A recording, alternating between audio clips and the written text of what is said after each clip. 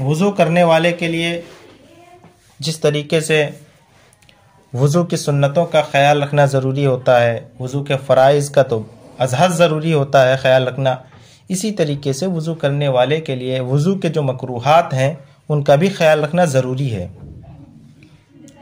वज़ू के अंदर क्या क्या चीज़ें मकरूह हैं आज हम आपके सामने पेश करने वाले हैं। तो फरमाते हैं कि वज़ू के अंदर 6 चीज़ें ऐसी हैं जो मकरूह हैं, यानी वज़ू करने वाले के लिए 6 चीज़ें मकरूह हैं। उन 6 चीज़ों से वज़ू करने वाले को बचना चाहिए। पहली चीज़, पानी का ज़्यादा इस्तेमाल करना। ज़्यादा इस्तेमाल करने का मतलब ये होता है कि पानी का बेजा इस्तेमाल करना। और दूसरी चीज़ है पानी का कम इस्तेमाल करना। इतना कम इस्तेमाल कर रहा है कि आज़ा के अंदर खुश्की बाकी रहने का भी इम्कान है। तो पानी का ज़्यादा इस्तेमाल करना और पानी का कम इस्तेमाल करना, ये दोनों चीज़ें क्या हैं? मकरूह हैं।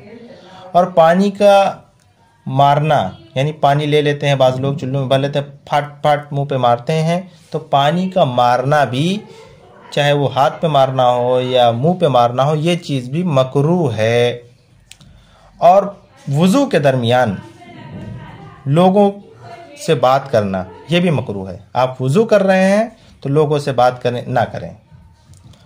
और मदद मांगना वज़ू के अंदर, यानी आप वज़ू कर रहे हैं बग़ैर उज़्र के, आप मदद मांग रहे हैं किसी से कि भाई मेरा लोटा उठा दो, या मेरी मिसवाक उठा दो, या मेरे हाथ पे पानी डाल दो। कोई अगर आपको उज़्र लाहिक नहीं है और आप किसी से अगर मदद मांग रहे हैं वज़ू के अंदर, तो ये काम भी आपका मकरूह है। और वज़ू के अंदर छठी चीज़ जो मकरूह है वो है वज़ू के अंदर 3 बार मसह करना। वज़ू के अंदर 3 बार मसह करना मकरूह है नए पानी से, क्योंकि इसमें भी पानी का इसराफ ज़्यादा होता है। और वज़ू के अंदर सुन्नत क्या है?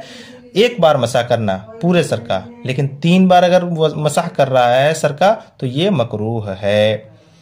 तो उम्मीद है कि आप वज़ू की मकरूहात से वाकिफ़ हो गए होंगे और ख़याल रखेंगे कि आप इन तमाम चीज़ों से बचें। अस्सलामु अलैकुम व रहमतुल्लाह।